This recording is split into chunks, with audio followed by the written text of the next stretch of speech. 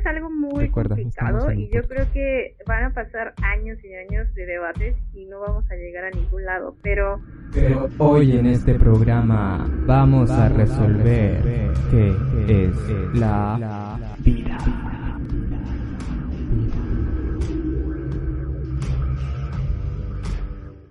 Hola, bienvenidos a La Biozona.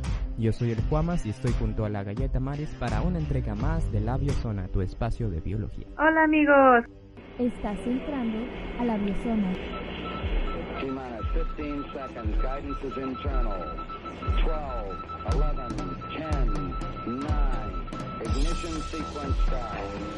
6, 5, 4, 3, 2, 1.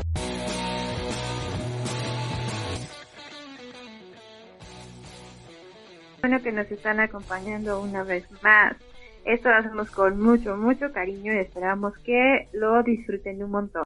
Sí, hoy tenemos una mañana soleada en Edmonton y es curioso porque ayer estuvo lloviendo toda la noche, toda la noche. Y, ¿qué crees? Ayer vi a la mofeta otra vez, pero esta vez tenía 3 hijitos, 3 o 4, no los vi bien porque estaban un poco lejos y no las quise perturbar, pero sí, estaban temprano como a las 4, los vi ahí. De la mañana. No, de la tarde, no estaba a las 4 de la mañana en la universidad. Sí, y sí, se me hizo curioso porque siempre salen muy tarde o muy temprano, depende cómo lo veas, pero en la madrugada. Y los vi ayer, supongo que estaba sacando a pasear a sus hijos. Quizá por eso estaba muy agresiva la otra vez, era hembra y tenía a sus hijitos por ahí y salía a buscar comida para ellos. Qué bonita. Sí, quizá debamos adoptarla como la mascota del labio sola. Como logo. Sí, y queda bien porque tiene rayas atrás, tiene blanco, negro y blanco. Entonces quedan como biozonas, así como zonas estratigráficas. Ajá, exactamente. Hay Sí. que adoptarla. Esperemos Ujú. que viva cerca. Sí, y ahora, querida audiencia, estamos haciendo un experimento porque, bueno, la Galleta Maris estuvo aquí de visita en Edmonton y era un poco más fácil grabar porque estábamos aquí en la cabina. Y ahora ella ha vuelto a México y estamos, bueno, los primeros episodios los hicimos así, con teléfono. Ahora estamos viendo otros modos de grabar. Porque intentamos grabarlo directamente como llamada en la computadora, pero tenía como se oía muy bajo. Entonces vamos a ver, experimentar. Entonces si oyen por ahí un shh, es por esto. Vamos a intentar mejorarlo. Porque estoy grabando a distancia. Pero pues estamos trascendiendo la barrera del espacio-tiempo. De hecho hay un poco de delay, es como si ella estuviera en Marte y yo en la Tierra o al revés. Estamos grabando y estamos conectándonos con ustedes porque estamos grabando ahorita a finales de junio y esto ustedes lo van a escuchar mucho tiempo después. Entonces la magia de la radio del tiempo y espacio. Estamos aquí y ahora, pero en realidad Como si fuera agua. Necesitamos que escuchen la biozona. La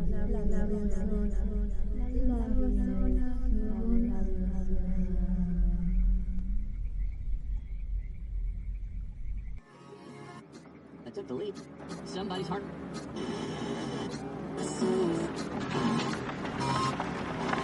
Estás sintonizando a la biozona. Y bien, antes de comenzar propiamente en el tema de hoy, que es, bueno, lo hemos titulado ¿Qué es la vida? Pero vamos a estar hablando del mundo de ARN, pero bueno, si nunca has oído de qué es el ARN, puede sonar medio, ¿qué es eso? Entonces vamos a abordarlo desde qué es la vida, aunque vamos a tocar esto muy poco, en realidad en lo que nos vamos a centrar más es en el mundo de ARN, que es esta hipótesis.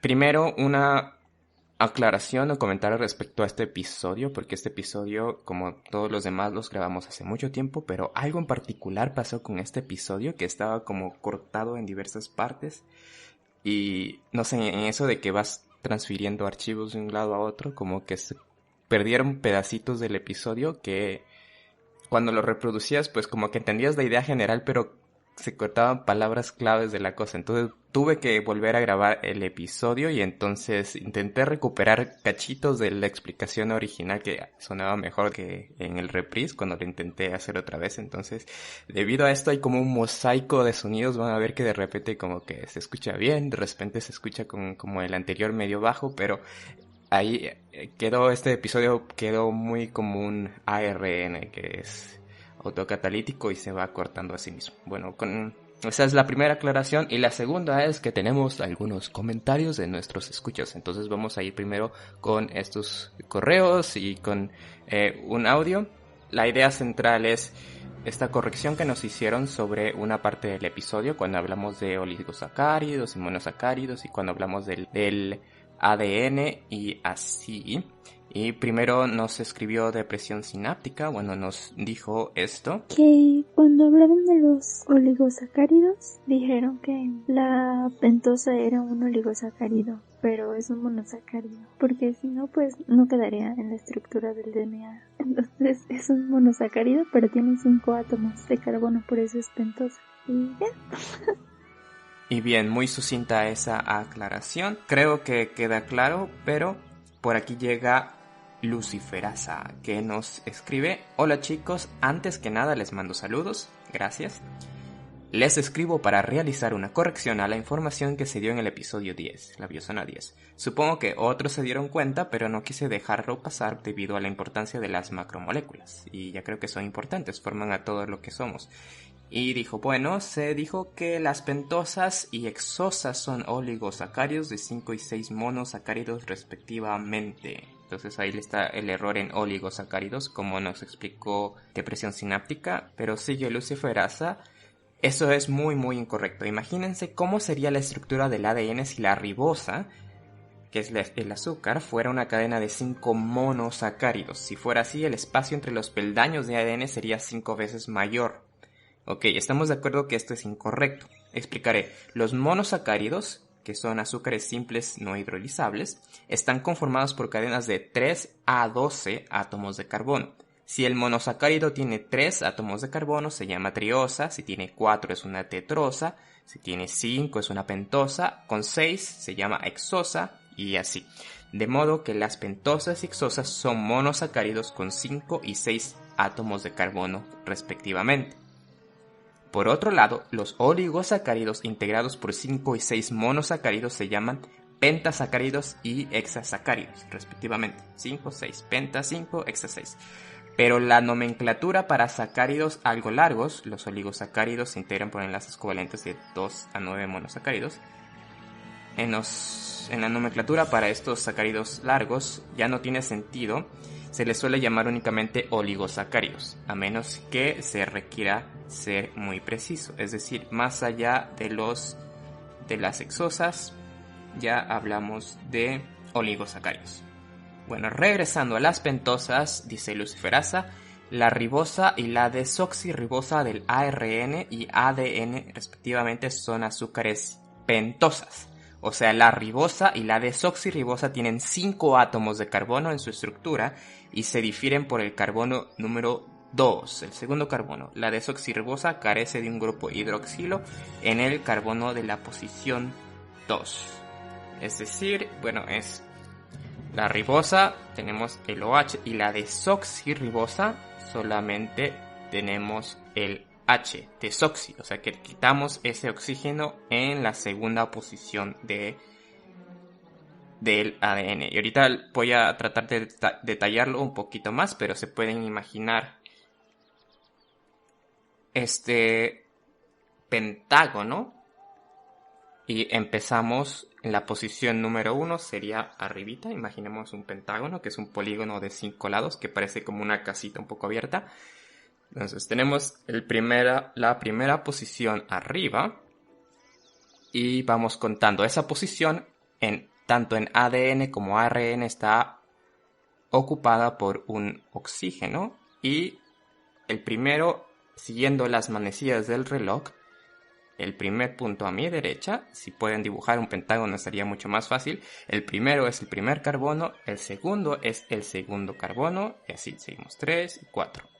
El quinto carbono se sale del pentágono, es como una patita del pentágono, porque esa quinta posición del pentágono está ocupada por el oxígeno, pero sigue siendo una pentosa, sigue teniendo 5 carbonos.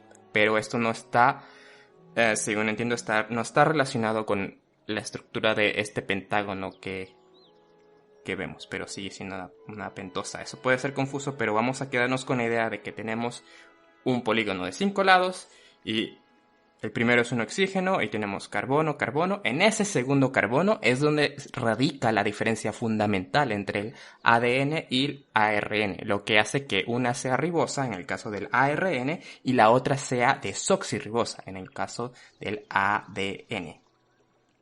Y solo una aclaración, van a encontrar que se dice DNA, RNA, eso es solamente porque son las siglas en inglés. Entonces, entre los científicos que están acostumbrados a tratar con esto en sus disciplinas, que directamente trabajan con esto, tienden a decir RNA y DNA porque, bueno, están familiarizados con la literatura en inglés, que es donde ocurre todo. Y bien, mantengan eso en la cabeza porque sigue Luciferasa y dice, bueno, en cuanto a las perfectas, hermosas y geniales proteínas, creo que la definición es muy corta. Las proteínas son polímeros de aminoácidos. Y los aminoácidos se llaman así porque en su estructura tienen un grupo amino y un grupo ácido, que se sintetizan con la traducción del ARN, codón que codifica un aminoácido, en cadenas de aminoácidos y que pueden sufrir de modificaciones post-traduccionales. Como amo a las perfectas, hermosas y geniales proteínas, me gustaría contribuir a su programa desarrollando en este tema. Bueno, me despido porque ya me extendí demasiado. Saludos, chicos. Luciferasa. Y de hecho, esta última parte que me dices estaría muy bien. Te vamos a invitar para que nos hables de las proteínas. Una de las cosas que me ha llamado mucho la atención últimamente es cómo estudian las polimerasas, por ejemplo, en el sentido no de su secuencia lineal, sino como dices en estas modificaciones post-traduccionales, aunque creo que ahí hay una parte química de chaperonas y enzimas que modifican esta estructura lineal, pero en sí mismo la estructura lineal, debido a las fuerzas químicas, va a generar una estructura tridimensional, que es la forma. Entonces, en cierto sentido, muchas de estas filogenias están usando morfometría para describir a las proteínas. Y eso me parece que es algo muy bonito porque es a lo que yo me dedico, a morfometría aplicado a organismos grandes, a fósiles. Pero en este caso la morfometría está en todos lados y también las proteínas tienen forma. Y eso estaría muy bonito de verlo. Incluso si nos vamos más allá, el ADN fue descubierto mediante un análisis morfométrico, según los ángulos y cómo deberían estar organizados los diversos componentes del ADN, se llegó a esta estructura de la doble hélice, también con las fotos de Rosalind Franklin y demás, pero fundamentalmente el descubrimiento del ADN fue un descubrimiento morfométrico. Entonces eso me parece cool y habría que tratarlo más. Pero el luciferasa nos avienta un postdata. Dice, la luciferasa es una enzima que es una proteína, un tipo de proteína que produce bioluminiscencia, como la luz de las luciérnagas, al oxidar la luciferina, que es el sustrato. Además de su gran importancia en la iluminación en las oscuras noches en el bosque, esta enzima es utilizada en ensayos de laboratorio. Por ejemplo, para estudiar la actividad transcripcional, el gen de luciferasa se coloca al lado del gen promotor estudiado y se determina la actividad del promotor a través de la expresión de la luciferasa y su actividad bioluminiscente. Para estudiar la actividad enzimática, como enzima acoplada, se detecta el brillo que produce la luciferasa al consumir el ATP que produce otra enzima, entre otras aplicaciones. Eso me parece fantástico, ¿no? Que estás analizando tus proteínas y una brilla como una luciérnaga en tu cajita de Petri. Bueno, nos vas a contar más a detalle, pero vamos a quedarnos con, primero, la primera corrección es muy importante. Entonces, tanto el ADN y el ARN son pentosas y en sí mismo una pentosa no es un oligosacárido, sino que es el monosacárido del ADN. Y en eso también yo tengo problemas con decir que es el monosacárido del ADN, porque el ADN está compuesto por algunas partes. Tenemos fundamentalmente lo que tienen que saber, que el ADN nos podemos imaginarlo como una escalera. Y tenemos 3 componentes, ¿no? Tenemos las vigas laterales que dan la estructura o el esqueleto a esta escalera de ADN y ese va a ser el fosfato. El fosfato puede estar acoplado de diversas maneras, podría haber estado acoplado de diversas maneras, pero no, está acoplado de una manera muy única en el ADN a una desoxirribosa, y la desoxirribosa, como ya vimos que tiene un grupo H en el segundo carbono, esta desoxirribosa está asociada a una base nitrogenada, y estas seguro las han escuchado por ahí: adenina, timina, guanina, citosina. Entonces estos son los peldaños. La desoxirribosa podríamos verlo como la bisagra que está entre la viga y la escalera. Entonces tenemos esta escalera de ADN o de un ácido nucleico en general. La particularidad del ADN es que es una desoxirribosa, recordemos. Pero obviamente no tenemos una escalera plana, sino que tenemos una estructura tridimensional como una escalera en caracol. Entonces tenemos el ADN. Como sabemos, el ADN es la molécula que guarda la información de la vida. Como nos veíamos en el mensaje de luciferasa, el ADN tiene un código genético que son 3 bases nitrogenadas. Podemos ir adenina, guanina, timina, por decir algo.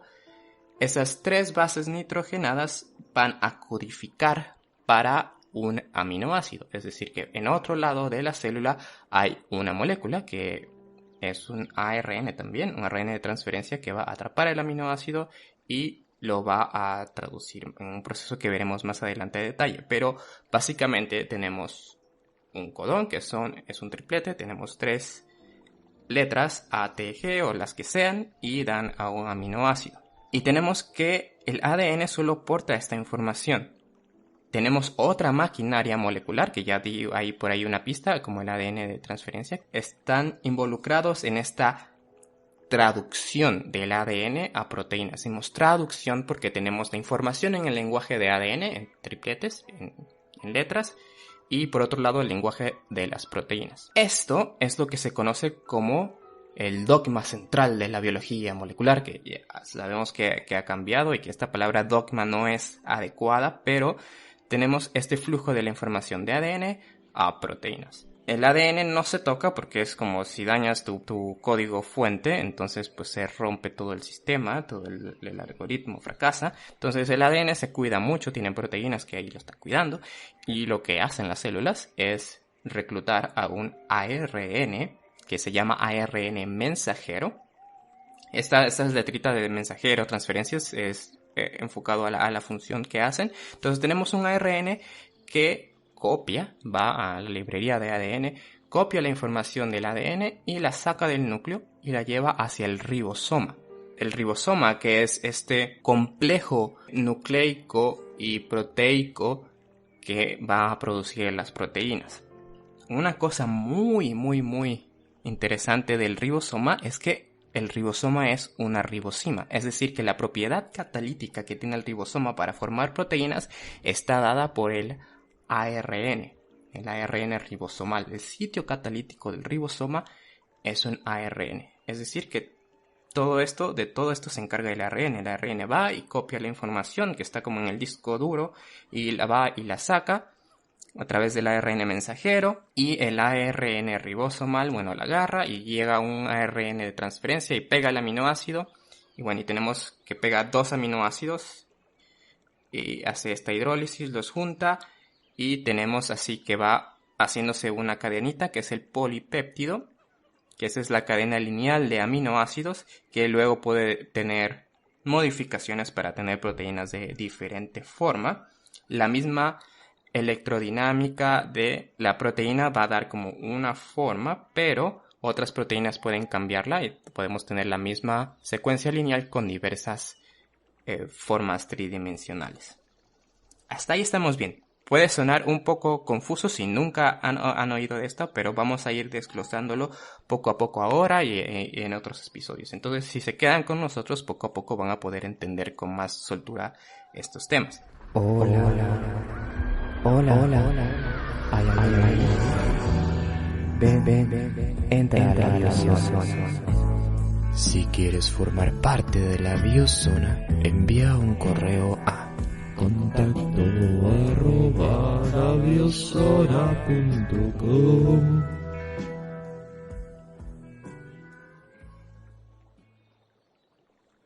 Bien, en los episodios anteriores empezamos a ver esto de el origen de la vida y teníamos que más o menos entender a las biomoléculas, qué es ADN, qué es ARN.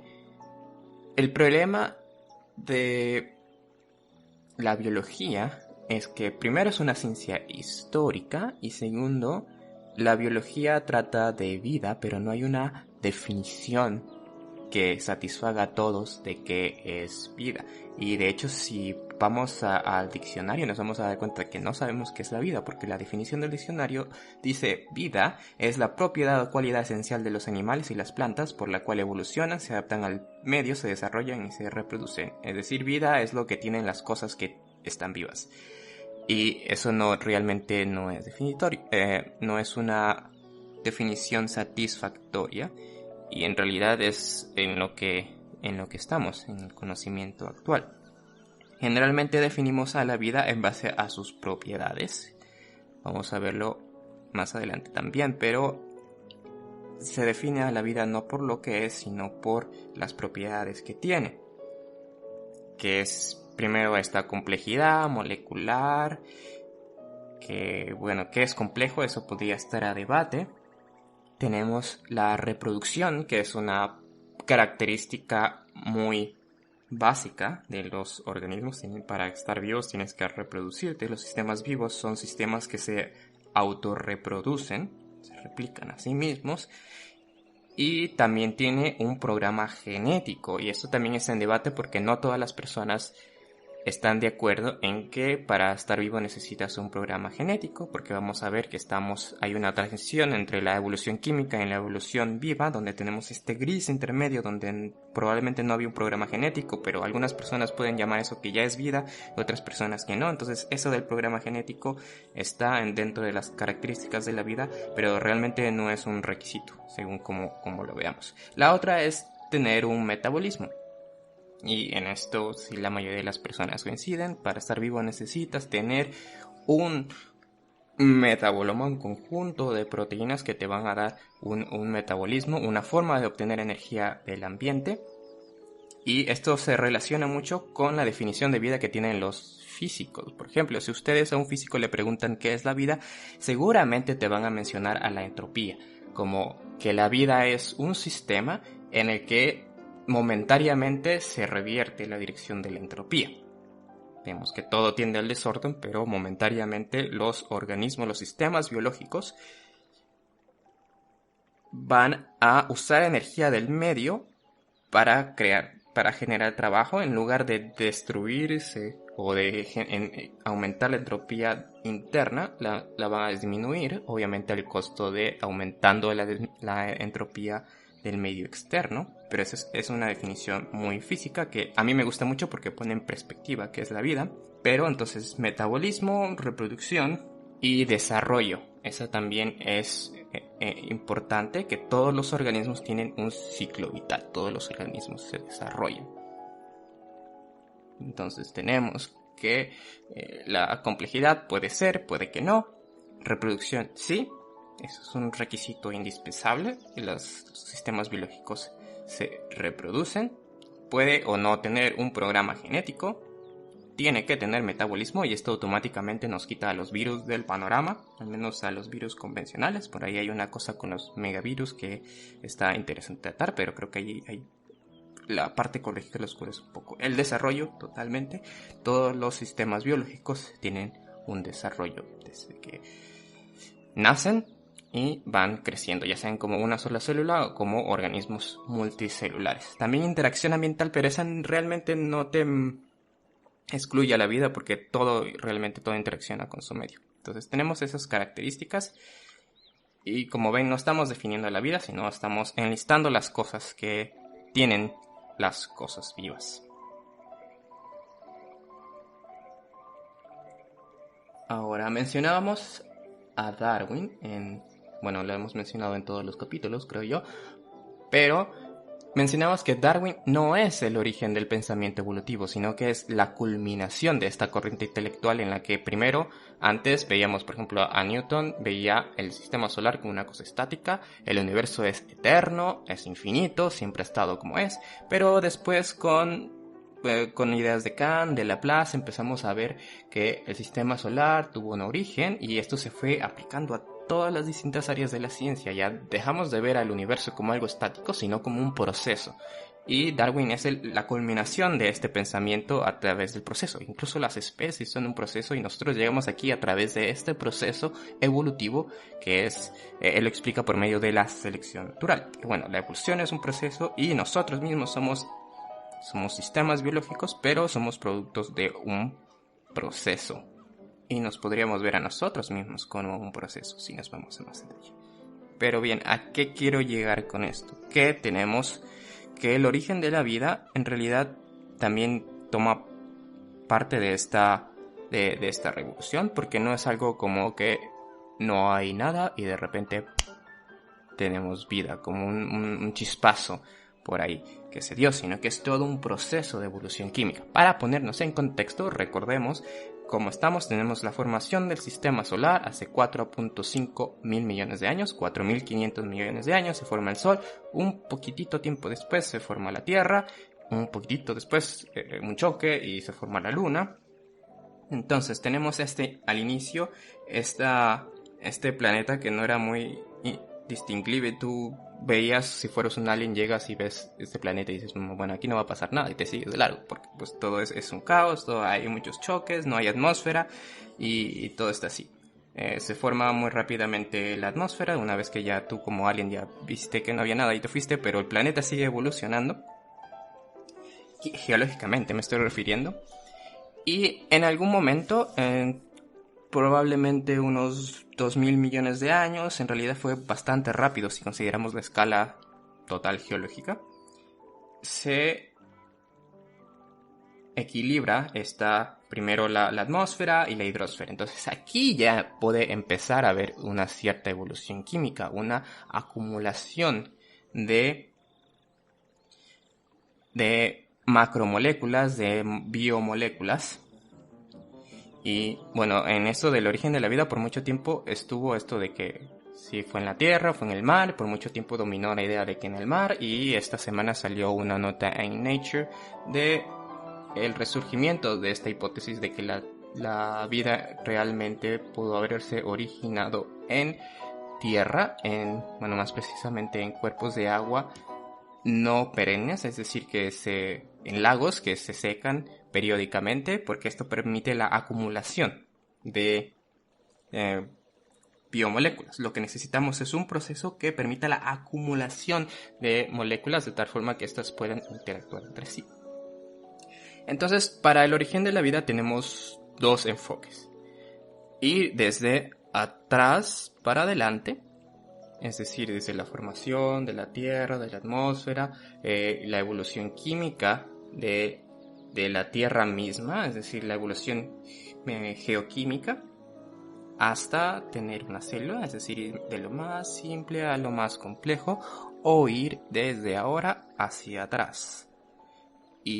Eventualmente dejamos de tener fósiles de Homo sapiens, eventualmente dejamos tener fósiles de vertebrados, eventualmente dejamos de tener fósiles de animales, fósiles de algas, fósiles procariontes. Entonces ahí está justo en esa brecha donde dejamos de tener fósiles complejos y dejamos de tener vida compleja.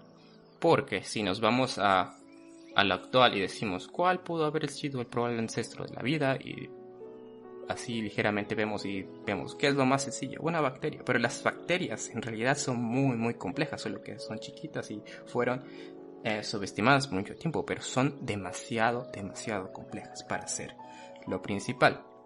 Recordemos en capítulos anteriores hablamos esto de los coacervados y todo, y la figura central en estas ideas que es Oparin, que empieza a tratar esta evolución química. Él se asoma a lo que decían los astrónomos, lo que decían los químicos y los paleontólogos, y entonces reconstruye cómo era la geología en ese tiempo, cómo pudo haber sido la atmósfera, cuáles eran las condiciones en las que pudo haber surgido la vida. Y tenemos esta idea de los coacervados. Entonces tenemos no vida, tenemos evolución prebiótica o síntesis de monómeros, después tenemos coacervados, después tenemos una célula. Entonces, como vemos, no es algo que sucede acá instantáneo, sino que es todo un proceso. Y aquí es donde empezamos a meter el término de la paradoja del montoncito. La paradoja de Sorites, pero la paradoja del montoncito me suena mucho más graciosa. Esto es algo que mencionaba Lascano mucho en las clases. De hecho, estos episodios de Origen de la Vida básicamente tomamos muchas ideas de sus clases. Pero lo que dice esta paradoja es la pregunta de ¿qué es un montoncito? Pónganse a pensar, ¿qué es un montoncito? Vamos a imaginar, para hacerlo fácil, roquitas, pedacitos de roca. Piedritas, algunos les dicen. Tenemos un puñito de roquitas y claramente tienes un montoncito de roquitas. Y vamos quitando una a una. Con mucha paciencia. Eventualmente dejas de tener un montoncito porque tienes una sola roca. Entonces vamos de regreso a tener el montoncito y vamos poniendo una. Tenemos 2 roquitas. ¿Eso es un montoncito? No lo sé. ¿Tenemos 3? ¿Es un montoncito o solo son 3? Y así. Entonces, en algún momento entre 1 y, 4, depende de tu definición, podemos decir que tenemos un montoncito. Necesitamos un número suficiente como para que haya un volumen, pero la definición de cuándo empieza a ser un montoncito realmente es arbitraria, depende de nuestra concepción del mundo. Entonces, y realmente no es algo así que esté marcado en piedra, hay una ley física que dice que a partir de 3 ya tienes un montoncito. Y lo mismo ocurre con la vida. ¿En qué momento de esta evolución química de los coacervados empezamos a tener vida, o podemos llamar a este fenómeno vida? Y una de las complicaciones más grandes de esto es, como mencionábamos, el dogma de la biología molecular, que primero era de ADN, ARN, después a proteínas, porque pensamos que el ARN no servía para nada. Después esto cambia un poco y vemos que el ARN es una ribosima, que el ARN tiene propiedades catalíticas. Entonces, esto dio un nuevo impulso a este estudio del origen de la vida y empezó a surgir primero este cambio en el paradigma, en el dogma de la biología molecular, pero cambiamos. Ahora tenemos que el ARN es catalítico y de repente se convierte en, de ser una molécula totalmente ignorada por todos, a ser la estrella del origen de la vida. Y empieza a surgir esto que se conoce como el mundo de ARN. Vemos que hoy en día todos los sistemas biológicos, bueno, excluyendo los virus, casi todas las cosas vivas usan ADN como su material genético principal. Pero la hipótesis del mundo del ARN, inspirada en los virus, es que hubo un momento en el que el ARN era la molécula encargada de la información genética, y de hecho teníamos solamente pedacitos de moléculas de ARN, quizá en un coacervado con una envoltura de membrana lipídica, y que estaban evolucionando de esta manera. No eran propiamente una célula, pero ya eran como una protocélula en ese sentido. Entonces, si regresamos un poquito al contexto, tenemos origen del sistema solar, 4.5, y al 4, o sea, 4.000 millones de años, ya tenemos el origen de la vida. Tenemos que toda la vida que existe ahora tiene un último ancestro común, que es el Last Universal Common Ancestor, que se llamaba antes LUCA. Me gustaba mucho ese nombre, pero ahora solo es LSA. Ese ancestro no pudo haber sido el origen de la vida, porque ya tiene mucha complejidad y demás. Entre el origen de la vida y el último ancestro común de todas las zonas vivas actuales reside este mundo de RNA. Muy al inicio tenemos la síntesis prebiótica y luego tenemos este mundo de RNA o de ARN, según como lo quieran nomenclar, pero y hay una cosa que me gusta mucho de este mundo, es que está el mundo de ARN y luego está el retromundo, que es como el mundo retro de los 70s, pero no, se refiere a la reversotranscriptasa, la reversotranscripción, que es cuando el ARN puede catalizar para copiarse a ADN y a proteínas. Entonces se van desarrollando estas diversas interacciones, pero todo eso es algo muy complejo que todavía no está totalmente definido, y hay muchos avances que se han realizado en los últimos años, Y tenemos que tener una entrevista con alguien que nos pueda hablar más a detalle de estas cosas, pero tenemos eso, que el mundo del ARN es muy importante para entender el origen de la vida, si bien no el origen de la vida, pero un poquitito después ya necesitamos una molécula de la herencia, y esto es lo que nos provee el ARN, porque es una molécula que es como está en el centro del dogma central, porque es una molécula informática y al mismo tiempo es una molécula catalítica, es decir, que se puede hacer copias de sí misma y puede tener reacciones químicas como si fuera una proteína. Y bueno, eso es el mundo del ARN, que me parece muy sensacional. ¿En qué momento dejamos de tener evolución química para pasar a tener evolución biológica? Esa es una de las preguntas.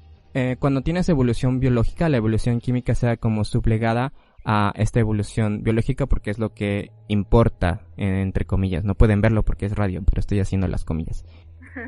Porque lo que está evolucionando a final de cuentas es la especie. Bueno, el linaje más bien. No las moléculas. Y al inicio, como no teníamos células, este complejo de moléculas iba evolucionando como un complejo químico. Es decir, si tenemos un coacervado, que básicamente es como una célula sin tanta estructura, tenemos como una bolita de grasa y adentro unas moléculas. Entonces lo que va evolucionando es esta sopa química que va dentro. Va cambiando las proporciones de algunas moléculas con respecto a otra, el pH y la forma de autorregularse.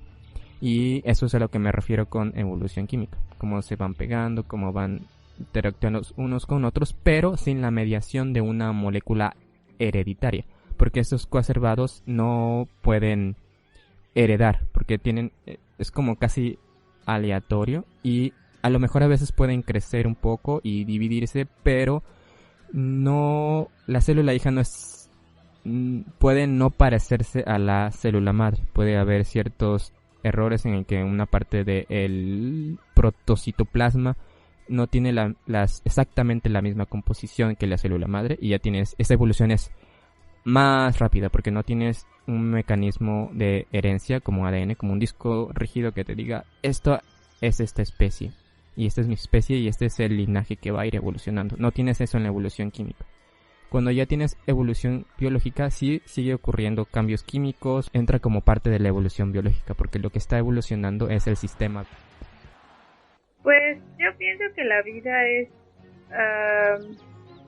hablando biológicamente, es algo así como que tiene como las capacidades, ¿no? de evolucionar, tiene su ADN, que es como pues la base de todo. O sea, si no tienes un código genético, no puedes estar vivo, básicamente.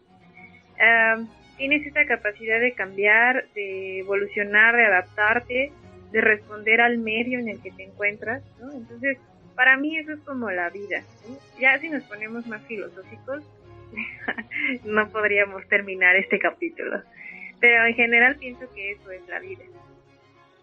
¿Y los virus entonces por qué tienen ADN y tienen capacidad de responder a su medio ambiente?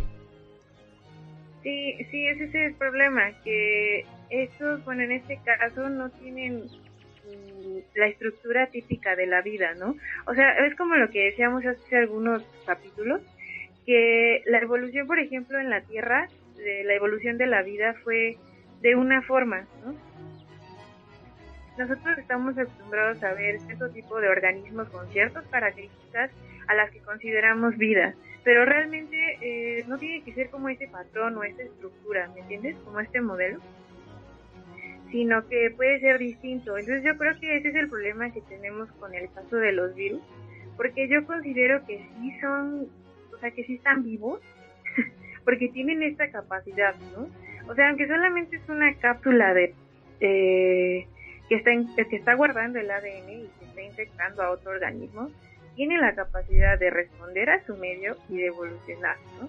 Y tiene el código genético. Entonces, no sé, es como pensar que los virus son como un tipo de alien al que todavía nos cuesta trabajo pensar que están vivos o que son parte de la vida y de la evolución aquí en la Tierra. Porque al final de cuentas, si estamos hablando del caldo primitivo, así como decíamos hace ratito, lo primero que apareció fue básicamente una estructura tipo viroide, ¿no? Y ese fue lo que dio lugar a la vida como la conocemos ahorita. Es como muy raro pensar que los virus no están vivos, ¿no? Sí, bueno, eso de alien es como una figura literaria, aunque es raro, es una figura radial, porque pues sí, toda la vida tiene un origen común. El problema es justo ese de decir de dónde vienen los virus. Si fueron primeros, en mucho tiempo se pensó que los virus, que toda la vida provenía de virus porque son simples y demás, o si se desprendieron de células y es una adición reciente. Pero sí, sabemos que viene de la Tierra, así que no son aliens. Pero el problema con los virus es que básicamente son parasitarios. Es decir, que no tienen su propio metabolismo. Es como si tenemos algo vivo como una célula, reducimos todas sus funciones a lo mínimo. Reducimos incluso el metabolismo y solo nos queda el ADN y una bola de proteínas que nos protege. Y toda nuestra existencia se basa en duplicación. Y es como esta existencia que tienen los transposones, que también son regiones de ADN que van saltando de un lugar a otro. Se escinden de la cadena principal y se pueden pegar en otro lado. Justo como el ADN son monómeros, es fácil, son como bloques de Lego, entonces se pueden despegar y poner en otra parte y demás. Por eso se puede hacer edición de genes y todo, porque la molécula lo permite. Es una molécula que básicamente está diseñada para guardar información. Usé esta pausa en diseñada porque si le preguntan a un biólogo va a poner cara fea. Bueno, si le dicen esto de que las cosas están diseñadas o esto que se formaron para algo, entonces van a poner una cara fea. No le digan esto a su biólogo de confianza. Pero sí, el ADN es perfecto para esto. Y fue adaptado por la evolución química primero. Entonces, el problema con los virus es que son parasitarios y no tienen metabolismo. Y el metabolismo es una de las cosas que se usa para definir la vida, que tienes esta interacción. Sí, pero también hay organismos superiores que son parasitarios. Pero tienen metabolismo. Tienen un metabolismo propio. Sí, tienen un metabolismo propio. Lo que no tienen es que obtienen su alimento de robarle a otros. Por ejemplo, los parásitos intestinales tienen su propio metabolismo, sus propios ciclos de vida y todo, pero no cazan su comida ni la producen como las plantas, sino que se pegan a tu intestino y extraen los nutrientes de ahí. Algunos directamente de la sangre, otros de lo que comiste y demás. Bueno, es todo un rollo con los parásitos, pero sí tienen metabolismo propio, al menos todos los animales. Algunos reducen mucho su función, pero siguen teniendo funciones básicas.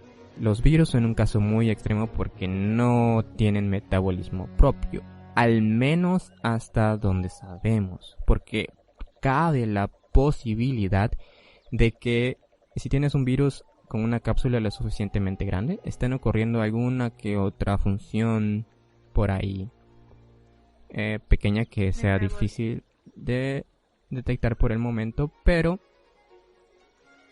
sí, el problema es que no es la energía. No tienen un metabolismo para conseguir energía y poder hacer otras funciones. Por eso dependen de las células. Pero... Y bueno, además de que no se pueden reproducir, ¿no? Por sí solos. Ajá, o sea, no decimos se están reproduciendo, sino se están replicando. Nuestro lenguaje es que nos cuesta pensar que los virus estén vivos, pero son entidades independientes. En el sentido de que sus linajes tienen trayectorias evolutivas propias dependiendo de qué tan específico sea el virus. Si el virus es muy específico y solo ataca a una especie, entonces estos van a coevolucionar. Entonces ya no tiene como una trayectoria tan propia. Pero si el virus es general y infecta a muchos tipos de células, básicamente se comporta como cualquier otro linaje. Pero bien, esto de los virus es un bosque o un pantano que es difícil de salir. Antes de eso tenemos que poner las características de la vida. Ya las mencionamos un poco.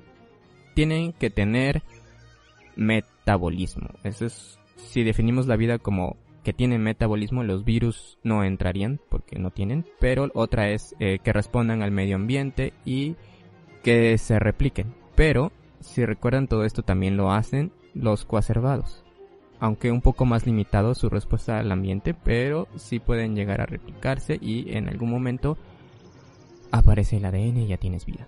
Entonces, eso es como una pista de qué puede estar vivo y qué no.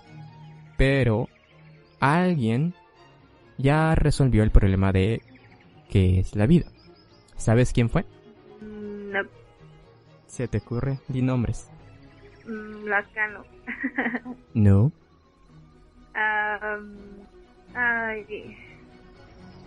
¿Algún evolucionista actual?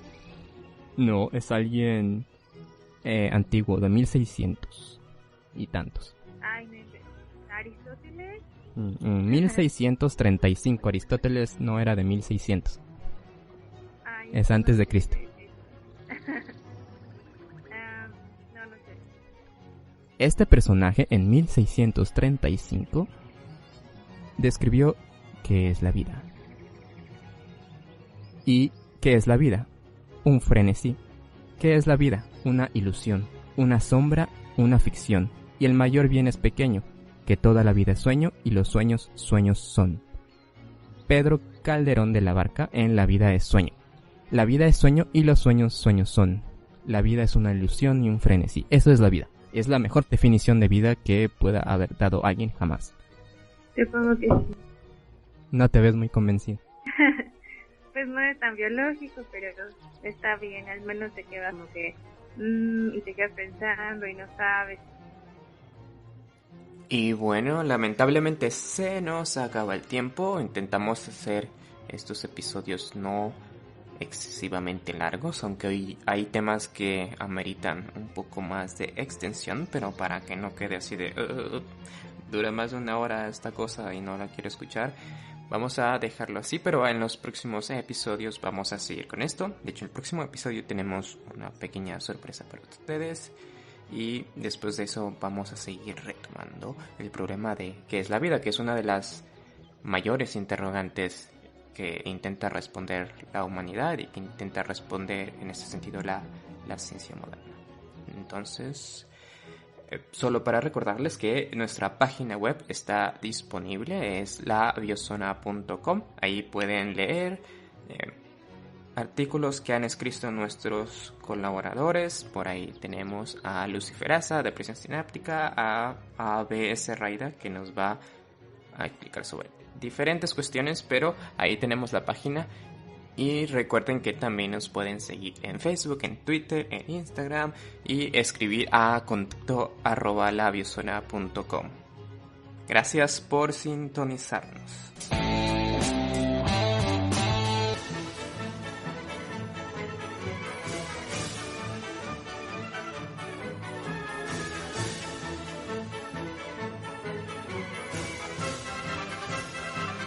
Esto fue La Biosona. No te pierdas nuestro próximo episodio. Hasta pronto.